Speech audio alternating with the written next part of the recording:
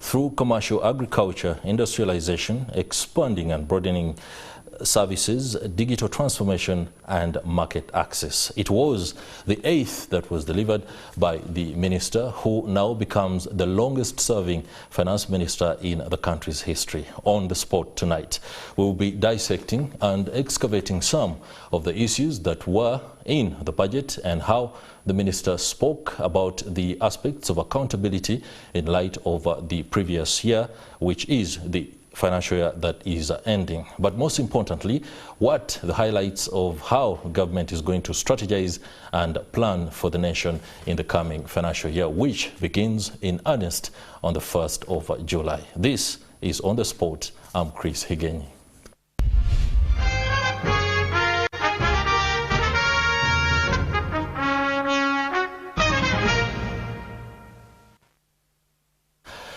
Hello again and a very warm welcome to On the Spot, and we're glad you're joining us on NTV from wherever you are watching. I'm joined on set to help us with perspective, comment as well as analysis on the financial year 2024-2025 budget that was read today at Kololo Ceremonial Grounds by the Finance Minister, Matia Kasaija.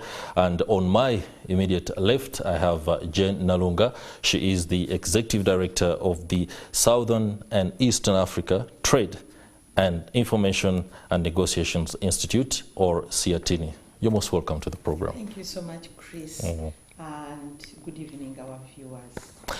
I'm also joined on site by Alan Mugisha from Ernst & Young, Certified Public Accountants. He's an Associate Partner Tax. You're most welcome to On the Spot. Thank you, Chris, and good evening, viewers. All right, let me begin with Jane Nalunga. And of course, you've had a very, very busy day trying to help the media with the perspective on the budget.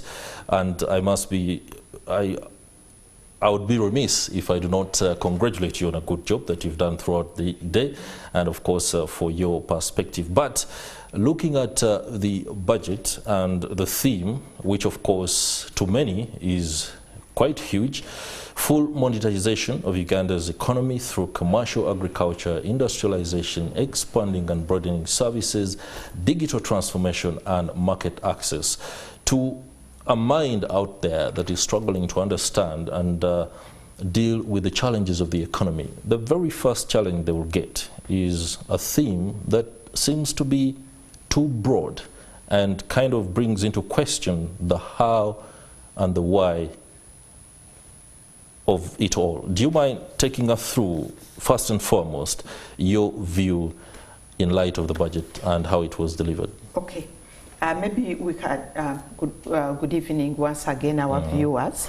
Maybe we can start on the theme, because most people ask, is it fit for purpose? Is it fit for purpose? And you ask, what's the purpose? You know? That's right. And when we talk about the purpose, then we go back and look at the theme of the budget. Maybe the theme is a mouthful, but what it's talking about is about the economy, you know, to grow the economy so that it's fully monetized, everybody is earning, and not just households, but also the nation at government level. Because as we will see in our conversation, the government is also indebted. So there are challenges of indebtedness and need for resources and funds, not just at household level, but also at national level. But maybe to break it even down further, for me, for the first time in the reading of the budget, government talked about, or Minister Kasaija talked about the drivers of the economy. What are the drivers? Okay. And when you look at, when you study management and the economy, when you talk about driver-based planning, it's powerful because you know what's important to reach what you want to achieve your goal. So for the first time in this budget, the minister talked about the drivers of the economy, and also it talks to or speaks to whether the budget is fit for purpose, because he was clear that the drivers of the economy are agro-industrialization, tourism, mineral development, Then, but maybe we will talk about this later, if those are the drivers, because when you are clear about the drivers of the economy, then you put resources there. That's right. Then we need to have the enablers. So we separate the drivers and the enablers. And the enablers become like strategies, what can help you to achieve the drivers. And maybe we talk about that if really the drivers are the enablers are the real enablers. But what I also found was that there was a mix-up, and maybe for the ministry, maybe this is the first time they are looking at that driver-based planning, because I didn't see very well the issue of the enablers coming out, and sometimes you could see a confusion between the drivers and the enablers. For example, in the drivers they added ICT technology. It's an enabler because you want to drive your economy. That is right. How do you use technology to be able to drive the economy? But I found that to be really interesting. So when we talk about unpacking the theme, but also looking at whether the budget is fit for purpose, for me I think we will need to look at if government has set out to say these are the drivers, have we put resources there? But again, I think when we are unpacking the budget, we need also to look at where the resources coming from, where are we putting those resources, budget financing, and we look at the entire revenue cycle of mobilization, allocation and utilization. Where are you mobilizing the money from? And I know my brother here who has the numbers can be able to tell us that. But how are you mobilizing? How are you allocating? How are you utilizing? Because that, it's a cycle. The way you allocate, the way you utilize will come back when it comes to mobilizing. If you don't utilize your little money well, the mobilization is going to be difficult, and I think that's why we are looking at the challenge we are in today, the challenge of indebtedness. All right. Mr. Alan Mugisha, being an associate partner tax at the Certified Public Accountants Ernst & Young, I know you are pretty much aware of how Uganda Revenue Authority is grappling with the questions of resource mobilization. But before we delve into that, what's your bird's eye view of the budget? And were there any aspects, for example, in the beginning of the speech on accountability, where he says, the minister rather says that aspects including GDP, we are on a growth trajectory, and cited 6% as one that would be shortly or in near future told to us as one that has characterized the 2023-24 financial year. If you were to do a fact check on what the minister said and the reality on the ground, would you find common ground with the minister or not at all? I think, again, good evening, viewers. I think before we go further, let's start from a process point of view. Where did this budget start from? That's right. When they created the budget framework paper, the figure was 52 trillion. Then it moved to 58 trillion. Then just a day before it was passed, it went to 72, which is the highest budget Uganda has ever had. But also looking at it, how is it going to be financed? are we seeing significant growth in terms of domestic resource mobilization? The answer is yes. We know that previously the URA target was around 29 trillion. Now they are moving 31. But I think the major movement is coming through some debt gymnastics, like Jen has basically indicated. Because if you look at it critically, you'll find that the bulk of the areas where there's been some variances is around recapitalization of Bank of Uganda and the bonds for 24-25, which is around almost 7.8 trillion. And then we also have got a few changes around project support and then domestic refinancing. So if you look at that aspect, we know that we are coming out of COVID. The private sector has not yet fully recovered, and yet the minister, I think where he sits in his office, basically I think that people are doing well. We've made a full recovery. No, I don't think it's a full recovery. Both internal and external. If you engage the private sector players, you'll come to appreciate. Some of them are now getting into the real thing of challenges arising out of COVID. But also post-COVID, remember a number of people had to restructure their loans. With high interest now, the things are hitting them, and so the private sector is struggling. And if you basically also look at some of the statistics, that you find that some of the entities are actually closing. So in that kind of scenario, if the private sector is not booming, is URA going to be able to correct the revenue target they are looking at? But also there's another bigger problem, that a number of people who have done business with the government owes them a lot of money. They have not paid. And to our surprise, in the budget, they are only budgeting 200 billion against arrears, and yet we know that total government arrears is in trillions. So then you basically come to appreciate the challenges the private sector is facing, and does the government appreciate all of them?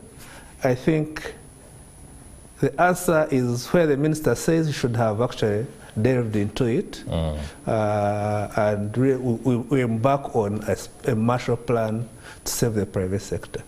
We don't save the private sector, we'll continue to build castles in the air and won't be able to achieve the revenue targets. When you talk about the need to embark on a Marshall Plan, that is something that says it's crisis time, but do the technocrats who sit in the Ministry of Finance appreciate that it's crisis time?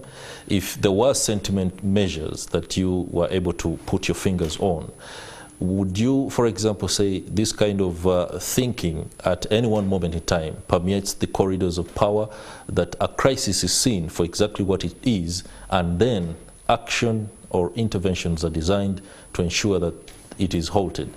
That's one. It's for you, Jen Nalunga. Okay. I think the reality can be ascertained from the figures. You know, sometimes you can run away from reality. You can say, Chris, for me, I'm okay. I'm okay. Things are okay. But you can't take your kids to school. Everybody is sick. You can't do that. You know, so the reality can show that things are not good. And when you look at our budget, you know, how it's going to be financed. Most of it is going to be financed by debt.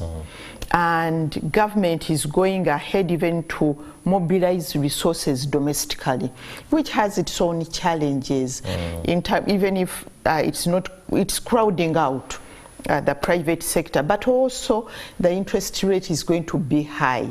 You know, we need also to remember that the concessional loans are going down, because I was reading these credit rating agents, Moody, they have downgraded us. Is it from B to C?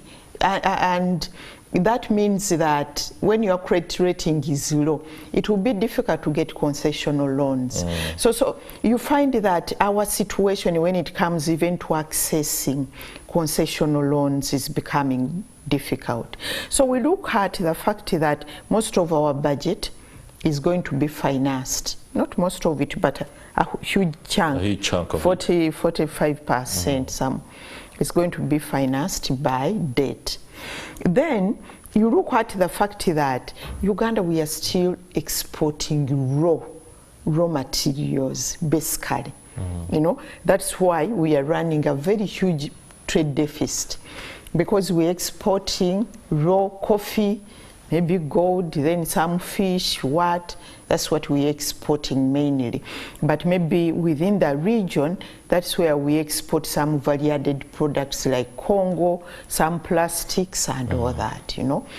So you look at a trade deficit which is going up every day, you know. Then you wonder, where are we going to get the resources to be able to finance, to finance our investment, for government to be able to provide social services, but also to repay the loan, you know. So when you look at such figures, the reality, then you have to come back on the drawing board and say, you know what, things are not going well.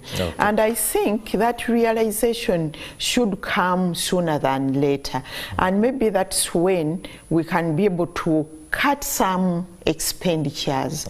The president talked about cutting our court according to our clause. I like that saying a lot, because that's the reality. You know, and when he said it, I said, wow, you know, this is the reality.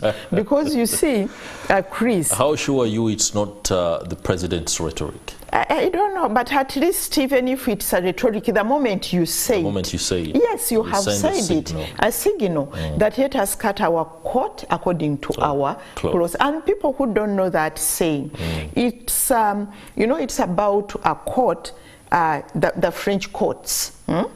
If you have maybe 2 meters or 1 meter, Chris, you can't say, I want a court which goes down. The cross won't be enough. So when the president said that, there is a signal that things are not good, let us cut our court, that instead of putting arms on your court, you can do a bust court, you know. So for me, I liked that.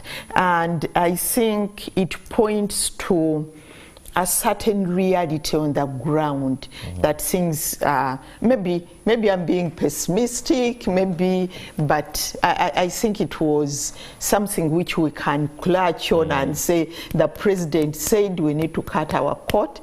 All right, I'll be very honest, as a media practitioner, listening to the president say that kind of got me cautiously optimistic, because the president has often demonstrated that he understands the reality on the ground, and then in the process of conducting matters of government and state, he gets stifled by a few things here and there, and then we get to hear the same sentiment echoed at another event, at another ceremony. But let me just go back to the drawing board in as far as the financing is concerned for the financial year 2024-2025 budget. The very first one that has been listed is domestic revenues, and 31.928 trillion, and of that 29 is tax revenue.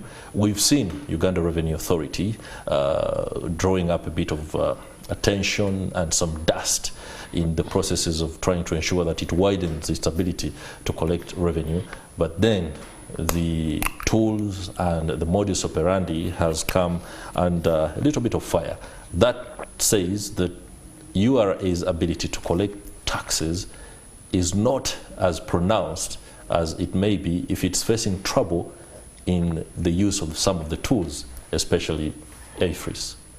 Again, to that, AFRIS it's purely a tool, it's not a tax.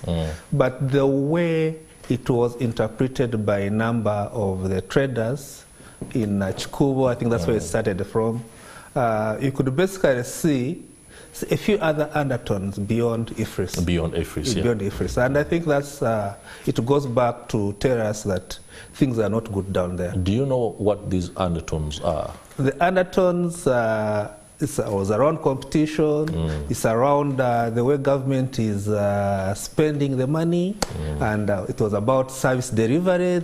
People are not seeing service delivery. And they're basically saying, yes, we are paying tax, but what are we seeing from government side? And as you basically recall, even the previous budget, the president and the Minister of Finance had basically said we should be frugal, but that frugality is not being seen in actual practice. As you basically know, some of the entities are having wasteful expenditure. And when it comes and it hits the press and the taxpayer, even the ones who are willing to pay, they're asking themselves, no, we are paying the money for the money to be misused by government. And I think that's where we need now to go back and see, yes, we have tax-paying public. They are undergoing challenges on their own. You are introducing tools, which ordinarily would be good tools, because it also helps them manage their businesses better. But because of other undertones, the whole positive system is being challenged. And also, now the question comes in, once you get that problem, what do you do from a tax policy point of view? I was just going to ask you, what are the options now? No, the option, you can't put away the tool, but I think we need to do a little more sensitization. But now, given the undertones, then we need also to go back and revisit the way government spends the money, the way there is corruption in the different arms of government, the way the taxpayers want to see service delivery, and if they're not seeing service delivery, again, you'll basically have the willingness of taxpayers to pay their taxes being gradually reducing over time. All right, I like the optimism with which you speak of the fact that there can be an attempt to spend this money properly. The Permanent Secretary in the Ministry of Finance, who is also Secretary to the Treasury, Ramadan Gobi, instituted reforms that included, for example, cutting down on the fleet for government departments and agencies, also drawing back on travel expenses for public servants. But we didn't see that actually go down. But by any measure, if we were, for example, to cut the amount of money that goes into fleet for the various agencies, the budgets for travel and per diem and all those expenses, still the figure would be insignificant to cause any substantial change, and the need to be able to find money will still remain as large as it is. So that is reality of the ground, and I'm sure Mr. Gobi and the other technocrats know that if you're to try to ensure that the bloated public service budget is made leaner, you're going to have to look at a lot more things than just fleet management and reduction of travel expenses. Where are those pockets that he can actually touch? Maybe it will not be the PSST to touch, to cut. All right. Because there are fundamental issues which we need to consider. One of the issues is the bloated, like you have said, the bloated public administration. Things like Parliament. It's too huge. The whole administration, you can't have RDC, you have assistant RDC, you have deputy RDC. We're about to get a standing Are they RDC or RCC? I don't know whether RCC or RCCs are for the cities. Yeah, the cities, and you know, then you look at all that, you know. Somebody was counting the numbers that the government public officials are more than 2 million, you know, and that's really a lot. Somebody did a research that Uganda, we are the most governed people because for each Ugandan you have about 60, for each most governed in Africa or in across Africa. the globe? I don't know, but in Africa, Right. that we have so many people who govern us. We are governed, but this is an outflow of resources. Things like the rationalization of the MDAs, that one didn't even work out. So there are fundamental issues which we need to look at a country, and that goes beyond the PSST. But on the other hand, we need to cut expenses, and we need to be able to see as a country, what do we want as a country, and what do we need to be able to get out where we are, We need to be able, because there are things which we are doing as a country and we just want them. Fleets of cars, big budget to go where, so many things. And that's why people were calling, saying, we don't understand that budget, because it's like you are speaking Greek, This one is good, too much money. Yet in the village, people are talking about kasukari, Yet there's money an absence of the very critical products. Exactly. Yet money is being thrown left and center. We are giving you 50 million, 50 what? We are going to give you more 50 million. We are going to do this. So there is that dichotomy between people who have and people who don't have at all, and we need to reconcile that. But again, on one hand, when we are looking at the usage of the resources we have, the meager, and I want Ugandans to understand that the money we have is too little. It's too little. But we need to use it very well, So when we are looking at the outflow, because we need to plug those outflows, we need to look at where we're putting that money so that the economy is vibrant.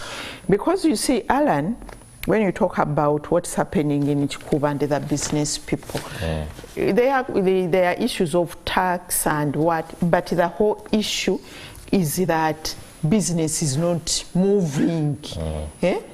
Because people are not buying. People have no money. You go to Chikubo, you can do some small research. You go there today, you see there are people there selling their clothes from China, what? After 2 months, the faces will be different. They are gone. They can't pay any more rent. Business is not moving. Nobody is buying. Another group comes. Yes, those ones who have sold their land, maybe in the village, or maybe a young girl has got a husband, says, okay, you go to the shop. Another round, they go. And that's how business is, because the entire economy is not vibrant. You can't squeeze taxes from an economy which is not vibrant. And for me, I think that's where we need to put our more emphasis. If we have this little money, we save it. Where are we putting it so that we generate more resources? Okay. Let me ask Alan Mugisha very quickly before we go into the break. Sometimes when we ask questions and expect the government or the state to reduce on expenditure, it's like we are imagining the state or the government has emotions, that it will actually be think about something and understand the pressing nature of some of these challenges, and then all of a sudden we see a total or a diametric reduction in expenditure on luxuries and some activities that can actually be done away with. But if we were to actually get to a point where we can do these things away from the fleet of cars, away from travel, what are those areas? Rationalization attempts to do that, but again, it is mired in a lot of inconsistencies and contradictions on the how and the what, which department goes where, and stuff like that. Are there any clear-cut cases where you can say, if we do this, like this, then these are the results we shall get? I think number one is government should pay the debts to the private sector. That is number one. That one alone would basically create vibrance in the economy. Two, there are some budget lines that the government has recently introduced, like donation. Okay. Why should government have a donation budget? Donation budget. They'd rather do a proper planning of expenditure and put the things in the right. Because the moment you call it donation, it's going to be abused automatically. That's right. Yeah. Okay. Two, I think we need to review. Three, we need to look at non-recurrent expenditure of government. Those different lines in there, a number of them, again, they could also be subject to abuse. The fourth one is we need to basically manage projects like a business. Because I think we have, there are instances where you borrow money and then you do not put the money to immediately where it's supposed to be, or to do exactly. Then you end up paying penalties and interest. Yeah. So there are a few things, there are many others, but those are a few that government can embark on. All right, Mr. Alan Mugisha and Jane Nalunga, let's go for a short break. When we return, we shall continue this discussion, and we are glad you've chosen NTV on the spot. The discussion is about the 2024-2025 national budget that was read earlier today by the Finance Minister. When we return, more questions will be asked and perspective offered on exactly how the next financial year should look like. Still.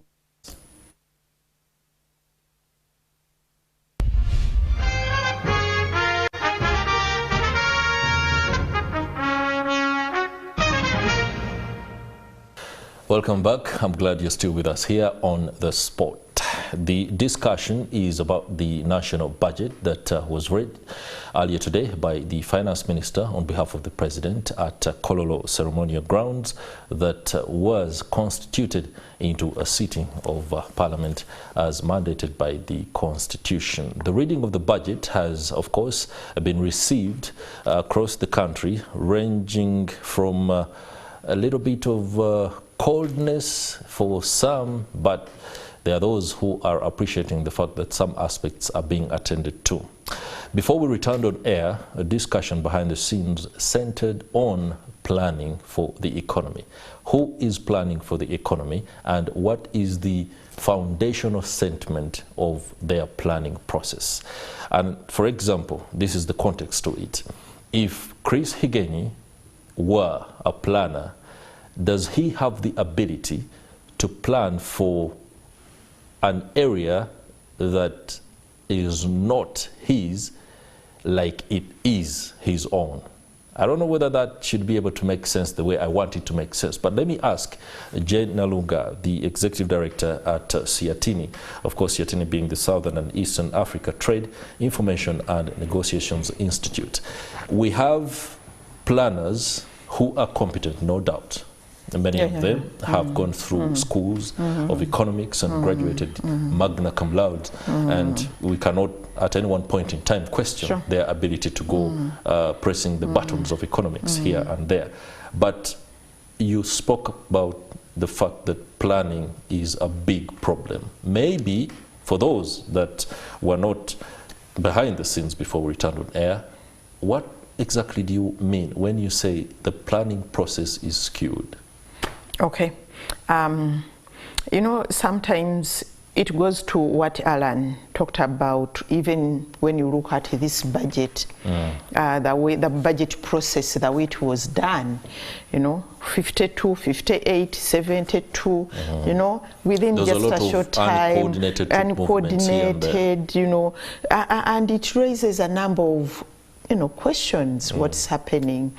And it also goes to the way we're also planning, and Chris, here you were saying, can somebody plan, a member of parliament from a certain region, a certain constituency, plan for a factory to go to another constituency without feeling any sentiment, you know? So we need to plan as a country, to plan for the country.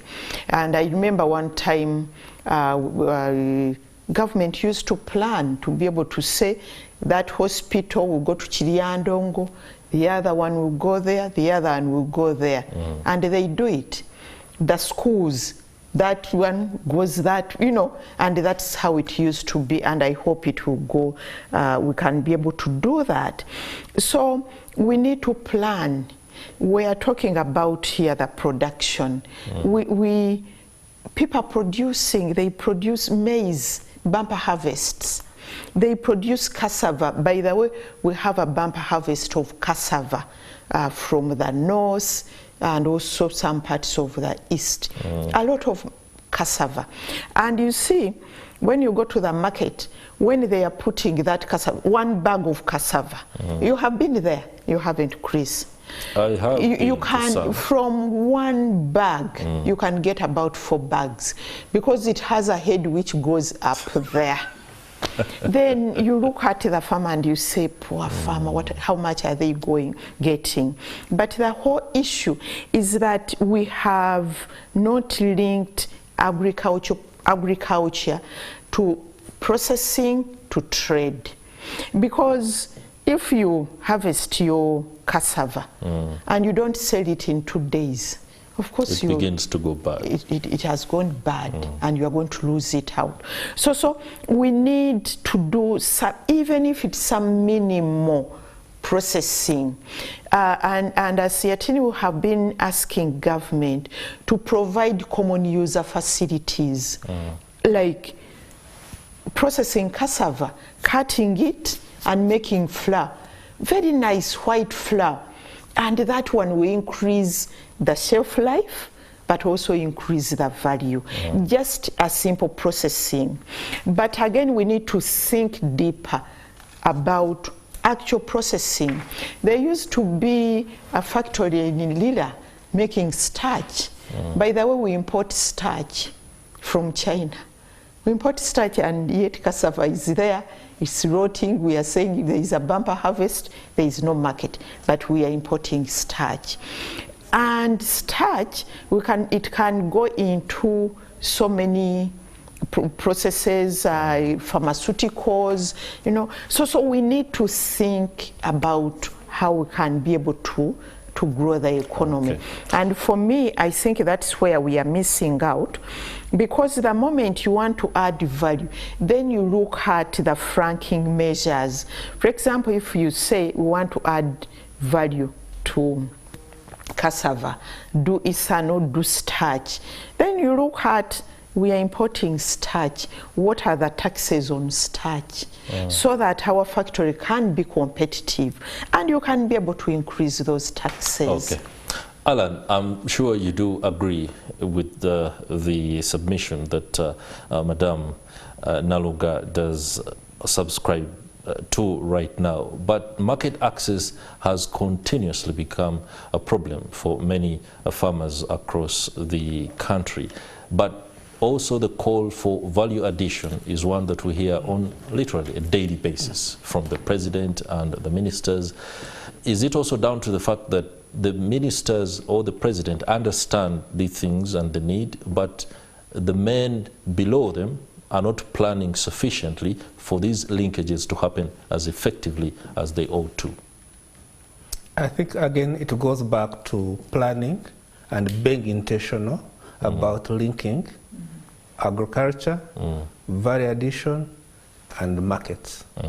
And then the question is, along the way, we need to also to think about issues around post-harvest handling, and does it give the farmer the comfort? Today is going to grow maize, get a bumper harvest, the price is going to dip down, and then it can't get proper value out of the farming activity. And probably we need to go back to, can we have silos in particular places? Can we do operationalize and make sure that the warehouse receipt is working properly? And so that the farmer gets a comfort, but also gets a fair price, so that it's not abused by the middlemen. And then, but also some of the markets will be there over some particular time, but we need to be very intentional. Very intentional. Wouldn't, just a moment before, let me stay with Alan on this. Wouldn't you say the agricultural credit facility, as it was announced today, is something that borders on intentional? Yes, it's intentional, but you have the entire banking sector who've got their own funds to lend, and a number of them also have got their unique individual targets and terms. So, and when the minister says that they need to relax the conditions, he didn't give us the full details. What were those conditions that were making people not utilize it? But something that we probably need to revisit it.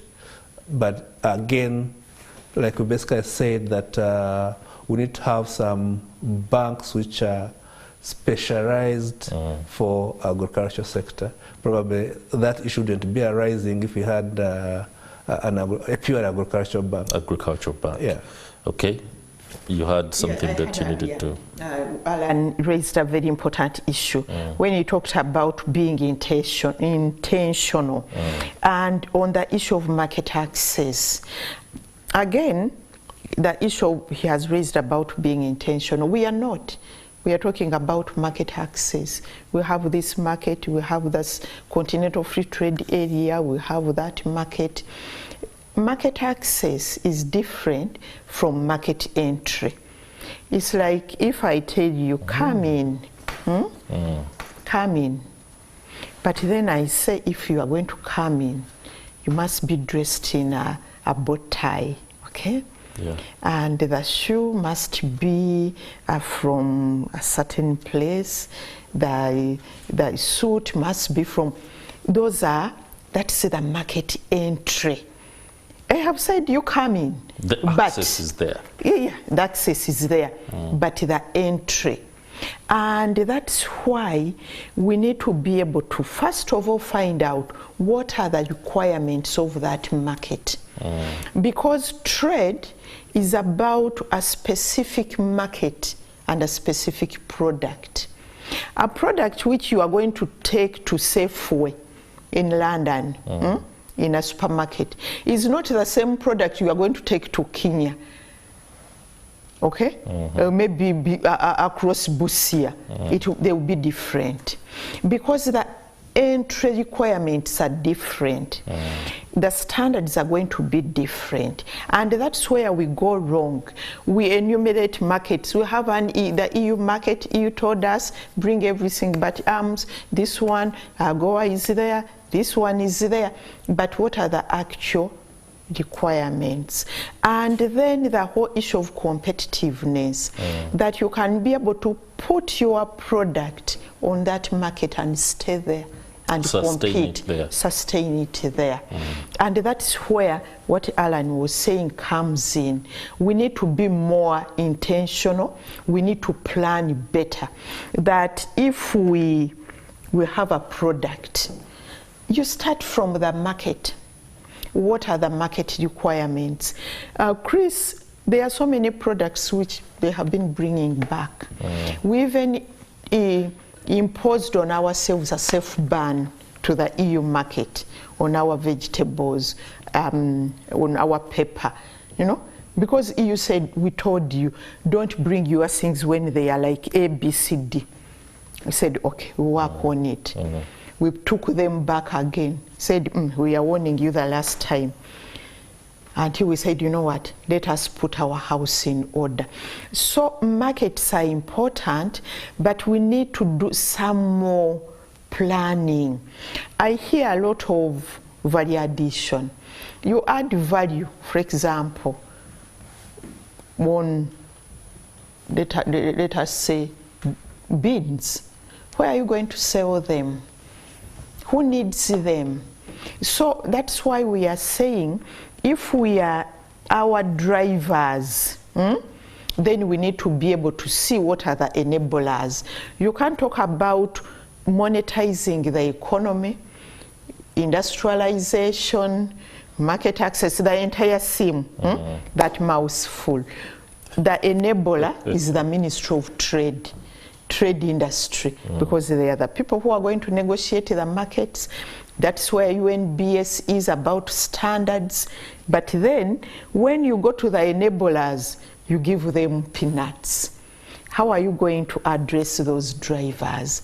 So those are the contradictions we need to address and look at. Okay. But for today, the way you look at it, it's a lot of talk, like Alan was saying, yet we need to walk the talk. Interesting there. When the president speaks very passionately about the need to go for the corrupt, you begin to have the kind of positive sentiment that maybe he's going to walk the talk, because corruption alone is responsible for pretty much our inability to do certain things, especially when the state sets out. Well, let me talk about implementation of the budget.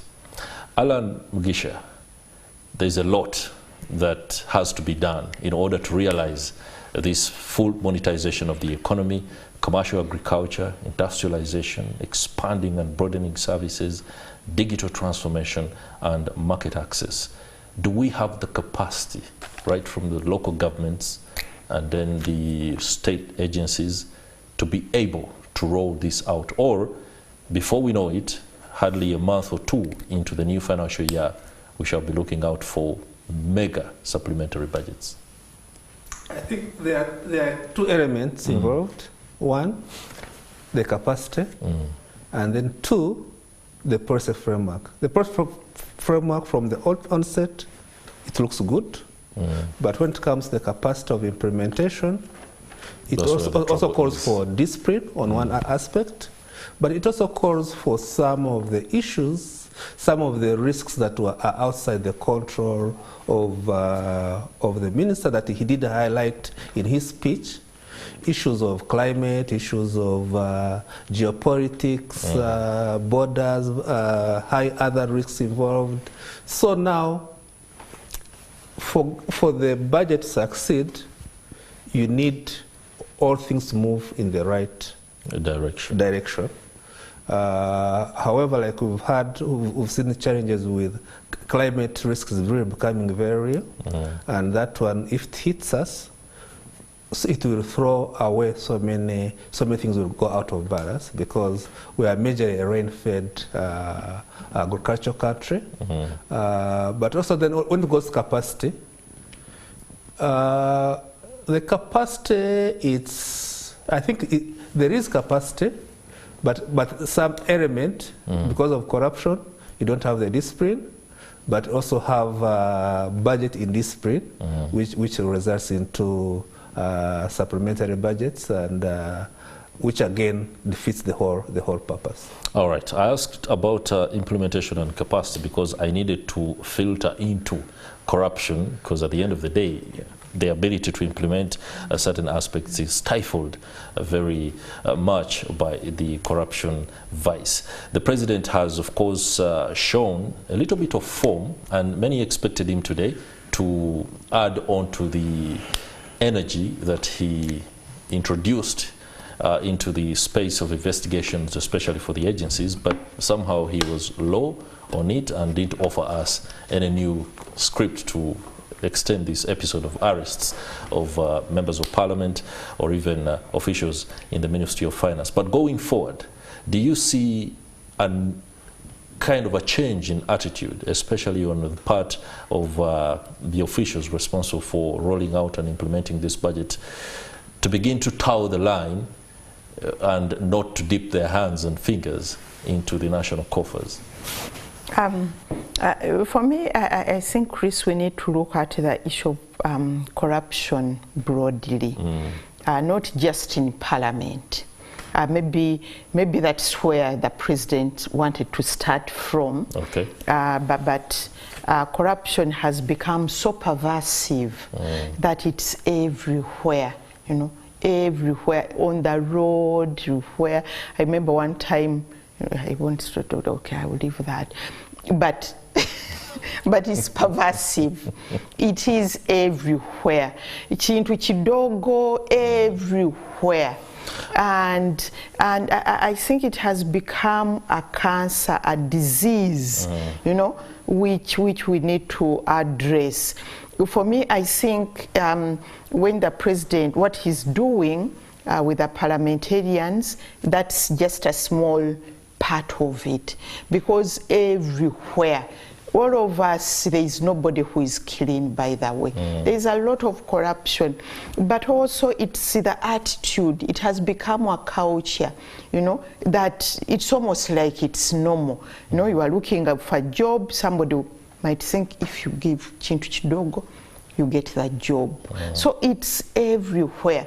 And I think we need to think about it, how to address it, you know, because why I'm calling it a culture is that we are no longer, you know, we don't shudder that, you know, somebody's corrupt, somebody has stolen money. No, but even in church, people will know that one.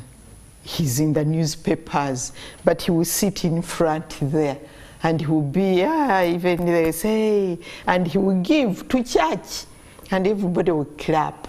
That's how far we have gone. We have accepted corruption as being part of us, as long as maybe some money comes back. And we have seen people defending others because the son of the soil, benefit. Yeah, the money is coming. It's you know, so I think it's a deeper debate which we need to address.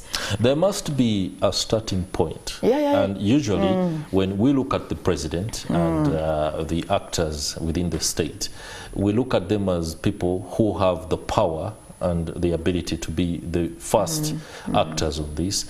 When the president says he has dishonest thieves and mistake makers, and that he can't do away with everybody who is corrupt, because at the end of the day he won't have anybody to work with, what does that tell those who are actually stealing? Is that, okay, I think the president has resigned to the fate that we are here and not going away. That alone is not a good statement to make, and of course it kind of emboldens the corrupt.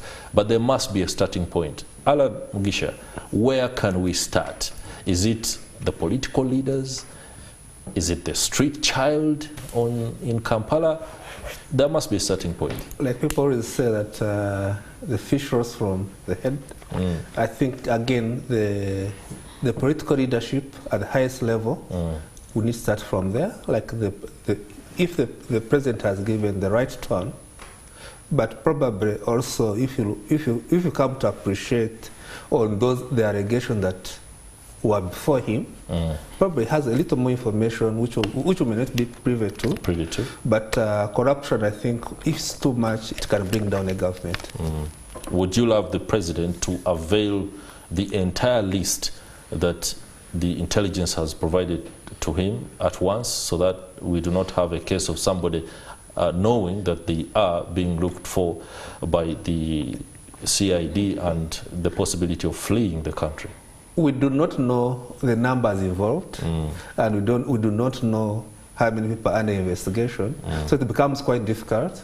But I'm sure if the tone comes from the top, and everybody knows that it's going to become very risky to engage into corrupt activities, we can basically, it's a good start, but it will require a lot of consistency all throughout. Okay. I know. Yeah. I agree. We have to start somewhere, and I agree that the head, you know, they say, the back has to stop somewhere, and the back is it's stopping at the president's with the president. But I think it's our responsibility, all of us, you know, all of us. We need, as Ugandans, to be able to take up that challenge of seeing how we can be able to stamp out corruption. All right, when it comes to the drivers of economic growth, the minister spoke about the fact that figures are at 6%. I remember at the beginning of the show I mentioned that, and I had wanted a deep dive into exactly how the economy is performing. I would love to engage Alan Mugisha on this, because when it comes to aspects like outlook for the midterm economic performance, there must be independent observers who are also looking at the fundamentals and connecting the dots, as the minister does, so that we can juxtapose and say, if the minister says there is growth of the economy, we all know that GDP is down to productivity levels. If the productivity is not there, and then the minister talks about growth, is there a massaging of figures, so to speak? I think numbers are not supposed to lie unless the numbers are tampered with. So again, like we basically say that Uganda we have so many sectors. Some sectors from the statistics that the minister did present clearly show that there was growth. And some of them you can also feel it. Like for instance, if you basically say the banks in Uganda made profits, from where I stand, I know that overall the banks combined could have made more than 1.5 trillion profits. So you can basically say, yes, there is growth from that angle. On that front. From that front. But if the bank sector is growing, do we know which other people are suffering as a result of that? That's right. Some of the private sector are paying high interest rate, the bank charges and things like that. If you basically, you talked about tourism, which was a good unique sector, gave the numbers of travelers who are coming into Uganda, and I say the sector has grown. It has brought in a lot of money, but when it came to allocation, it did not give it a fair allocation for it to grow further and bring in more money. Yeah, there is a tendency, for example, when you hear the minister speak, and of course before this budget speech, people speak so well of a certain sector that has the ability to catapult the economy to middle income status that we want, and then you wait for that same energy to be replicated in terms of resource allocation, and you can't find. And that's a contradiction. Sometimes it comes to the fact that, yes, we want this, but we do not have the capacity in terms of resources. Maybe that's what Mr. Kasaija was trying to put across. The fact that, well, financing of the budget itself feels a constraint. Okay. Do you agree? Yes, definitely financing the budget is a constraint, because you have to have your priorities right. Yeah. But if a sector that has been starved, and like basically said, we came out of COVID, and this sector has shown the ability that it has grown, and probably if you gave it a little more, it could save you out when the rain is hammering in some other sectors. And all of us, we know that tourism has got huge linkages to the other parts of the economies. It brings in forex, and so it's a good bit. But again, like when we go back to agriculture, I think I can comment on the milk exports. Milk exports. That sector has been given attention. That subsector has been given attention. And from the numbers we're seeing this, we're able to export milk, but it requires, again, the whole issue that the president was talking about, the value chain, and those value chains must be supported. Because if milk is raw, you lose it. But if you process it and preserve it, you can basically, it can be able to reach some of those markets. That's right. Yeah. Let's now get some reaction. Okay. Can you do that quickly? 60 I just wanted to do seconds. one on about the economic growth. Just one point. Please. I'm not disputing the fact that the numbers, 6% or GDP and all that. But I think the whole issue is how do we make sure that the benefits of that growth are tangible and distributed, you know. There's that fair, equitable sharing of that growth. Because Alan can testify, there is a lot of growth which is jobless. a country grows, but it's jobless growth. And then it also depends on which sector. Take an example of the banking sector. The banking sector doesn't have backward linkages to production. And sometimes you find most of the banks are foreign banks. They make the trillion, where does it go?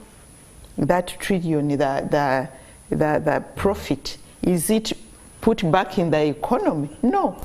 It is repatriated. Exactly. So you find that we are not disputing growth, but what kind of growth do we need to be able to address the challenges we are talking about?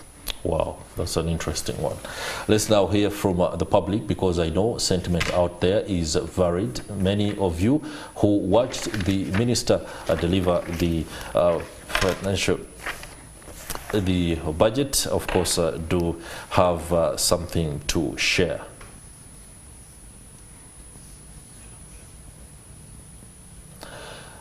All right, we do have communication there that maybe the people may be, well, trying to internalize the budget. For now, we shall get those sentiments across our social media platforms. But as we enter the final bend of this program, we are looking at the optimistic side more.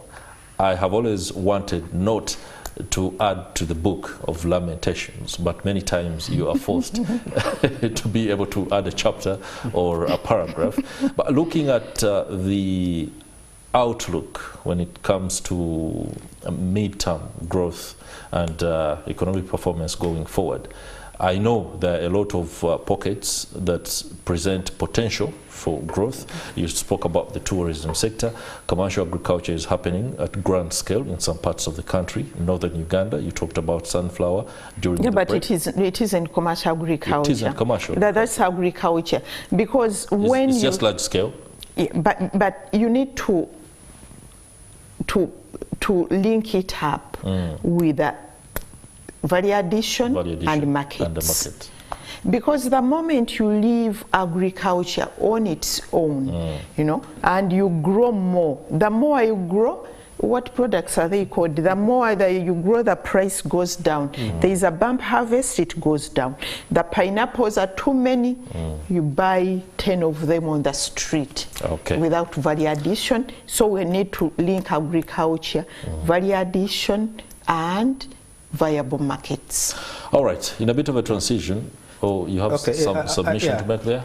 I think we also need to look at the regulation within the sectors.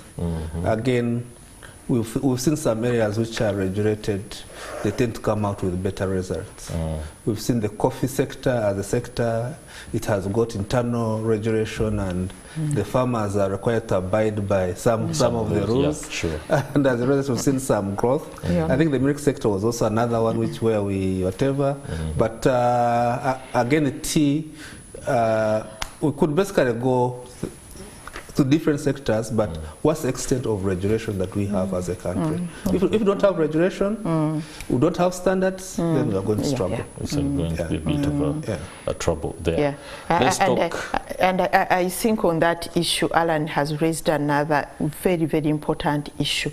When you look at tea, and I was disappointed very quickly in the budget. They talked about tea as if tea has no problems, but people are putting tea, you know. But it was like, it's okay, tea, we are going to do this, we are going, and they didn't talk about what's the challenge facing tea today and how do we address that. All right, that comes down to the fact that the minister wasn't emotional about issues. Maybe he simply delivered red. No. You don't need to be emotional. Just be practical. Look at the reality. What's the reality on the ground? Okay. All right. Of course, the tea sector is grappling. The fact that many are uprooting their stumps of trees across the country is something that is, of course, a bad reading and a damning assessment for the economy. But allow me to talk about human capital development, I was very specific in ensuring that we end with human capital development. It's a huge issue, and of course, across board, there is need to ensure human resource improvements, the ability of educating the nation, and a lot of money is being put into the education sector. But again, the quality aspects of it begin to rear their ugly head. You can take so many people to school, but what are they learning? It's pretty much important. How do you feel when the human capital development aspect was mentioned? Is it something that you feel the minister, the president, and the government is actually realistic about? Alan Mugisha. Yeah, thank you. I think human capital is the second budget item after debt repayment and interest. But it's also too huge. It's combining so many aspects. And I think when to combine so many aspects, who is in control of driving it? Is it the Minister of Health? Is it Minister of Education? Is it youth and gender? So it's once you have something cross-cutting across so many facets, I think now we need to basically go down and drill down.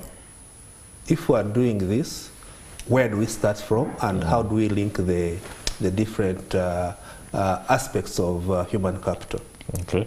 But definitely it's very key. There are a number of interventions, but we need to basically train people with skills that can sell. Skills that can sell. Yeah. Jen, is that something that we can achieve in the short term? No, it would depend. Because we need to spur economic growth. Yeah, but we need to reorganize our education. Right from UPE, the budget, I think there was some gaps there. There are so many UPE schools, you know, which are really struggling, which are in trees, you know, and you, the media, you put them there, you know. That's a school, trees. It's the best that we can do. Okay. Yeah. Yeah, but we have seen a number of examples around that, and maybe at the higher level, the issue of the quality is missing out. When you look at most of the undergraduates who are churned out, you know, the graduate seats, the quality is lacking. You know, somebody can't even, you know, think and organize their ideas.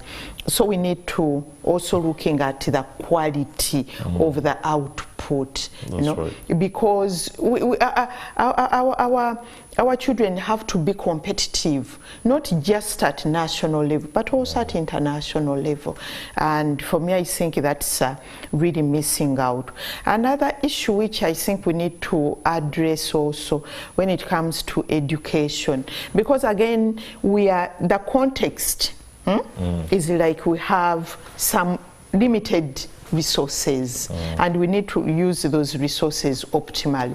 But you find that that couch of getting a university per tribe, Busoga University, Bunyoro University, Toro I think it's and the president was talking about, you know, Pan-Africanism, what.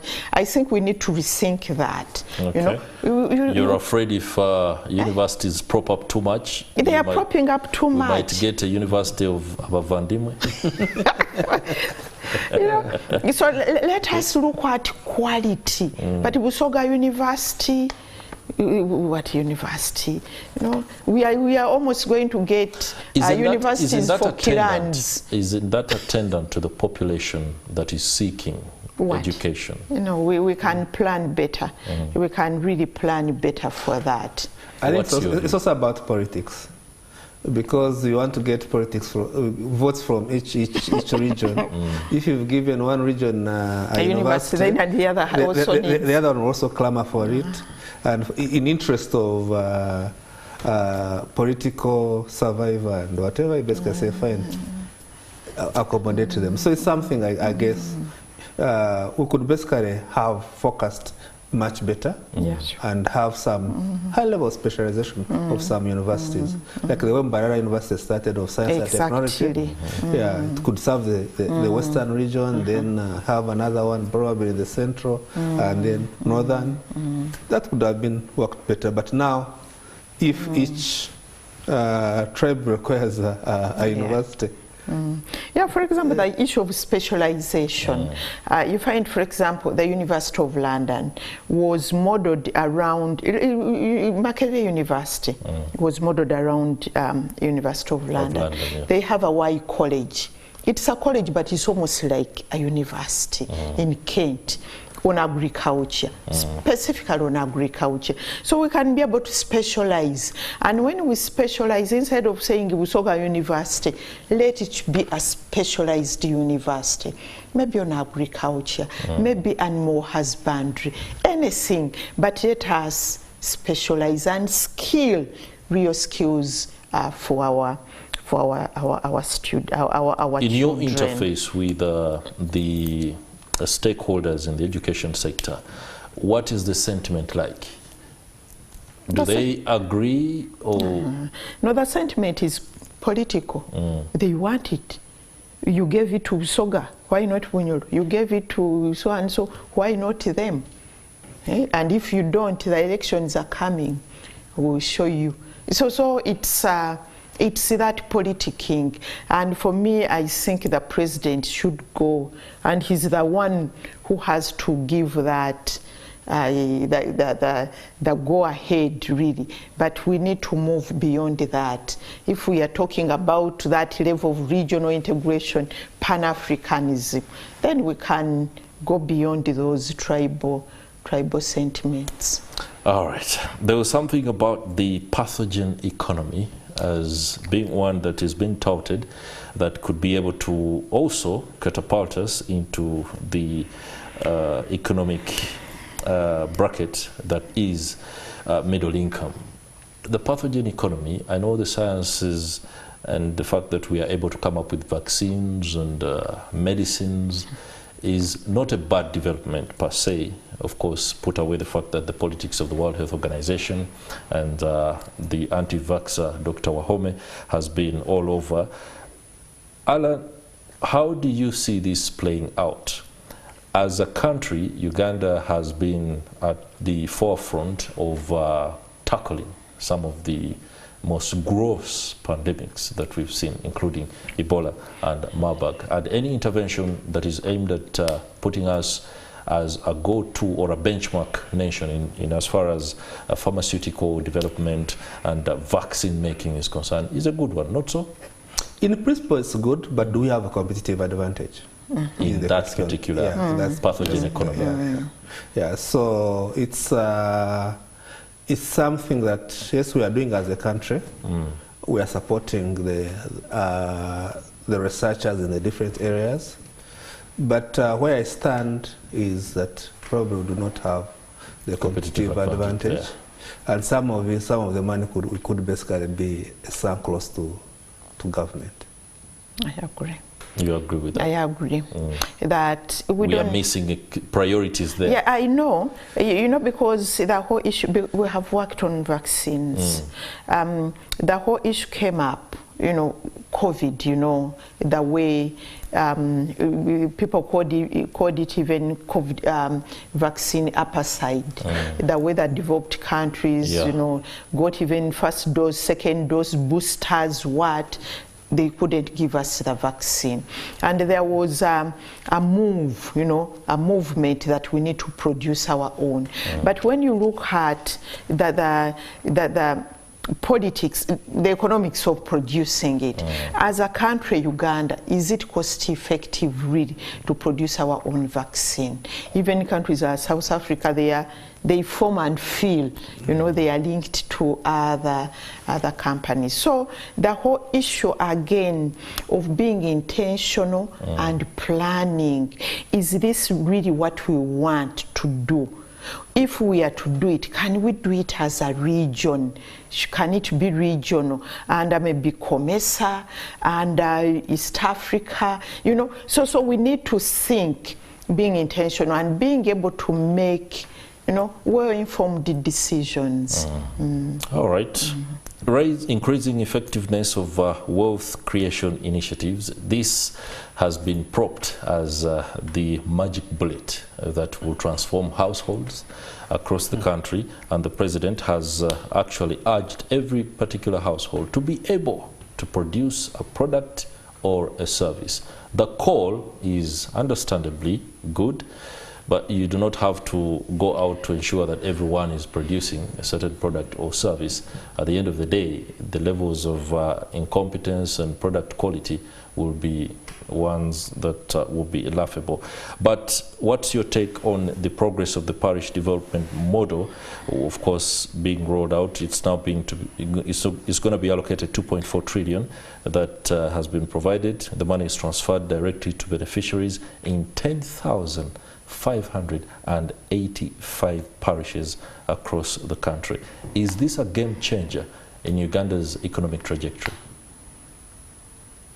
Well, I think that's it's a good question. The question is that when that money is sent to the farmers, how have the farmers been helped to identify which sectors to play in? If there are crops, do we have some zoning of some crops for this particular area? And are we linking those farmers, however small they are, to markets? Or are they going to get it and then mix it with the money for school fees and then and the whole that speaks to the very many challenges people are facing. Absolutely. Yeah. Jen, is it working? What is your take on ground reports about PDM? There are so many stories around PDM, but I think what government should have done, I haven't, maybe it has done it, I haven't seen it, an assessment, because in the last financial year, I think they got 1 trillion PDM, but we need to be able to have some assessment, how far has it been able to be a game changer, like you are saying? What are those things which need to be addressed? So it's like we are groping in the air that what's going to be a game changer, but it isn't the first time. And for me, for one, where I'm coming from, because I come from a certain village, certain area, I haven't seen any, I haven't touched it and seen it, that this is the impact of PDM. Despite the fact that you're working in a very apart from working on, but me as a Ugandan, as a citizen, when I go to my village, I don't see, that this is a game changer. And maybe this brings me to the issue that when we are looking at these interventions, I know they are piecemeal. In fact, when you look at the wealth creation, the wealth funds, the Juakari, the what, the grow, the invite, grow, the create facility, the youth livelihood, the women, it's a lot, So we need to be able to see who is getting it. Is it making any changes? Because sometimes pulling these resources together maybe can work out. So we need again to think deeper around these funds. Jen Nalunga and Alan Mugisha, it's been a pleasure, of course, to have your perspective on the budget as read by the Finance Minister. I would love to do the honors and give you the opportunity to wrap this up. Let me begin with Alan, if you can use a minute. Yeah, thank you. From a PERCEP framework, it was a good budget. We know the challenge is going to come on implementation, but also government must pay the private sector the arrears, because if you give them those arrears, you recapitalize these entities and they'll be able to produce more for the economy, and the Revenue Authority can be able to get areas tax. Jen Nalunga? There is one area which we didn't talk about, the issue of coffee. coffee is a cash cow, the second biggest export for Uganda. That's right. And I think it's also struggling. And I remember we talked about climate change. That people where we export our coffee, European Union, they are very serious about climate change. And they have put some directives on us which we need to address if we are to do our coffee. And unlike what Alan was saying, coffee is facing so many challenges, even of quality. And I don't want coffee to go the way tea has gone. So we need to be intentional when it comes to coffee. All right, the clarion call there is being intentional in the planning process to ensure that we tackle the problems that need to be tackled and then address them in the best way possible. Exactly. Alan Mugisha, many thanks. Associate Partner, Tax at Ernst & Young, Certified Public Accountants. Jane Nalunga, Executive Director at Siatini, many thanks. It's been a pleasure having you on The Spot. And that will do it for the discussion. On the Spot alone cannot exhaust the entire budget and be able to excavate every aspect. But in the coming days, NTV and Nation Media Group will do the needful to ensure that all the perspective that you need is available so that you can be able to make the most informed decisions. We'll be able to get all the context in the Daily Monitor, of course. It will be coming out. That is for Friday. And also, tomorrow morning, that is Friday, there will be a post-budget talk and breakfast where most of the issues that we might not have been able to talk about will be discussed at length. Do be able to catch that. We shall be, of course, beginning with Morning at NTV. For now, that's it. It's a pleasure having your company. I'm Chris Higenyi. Have a good night.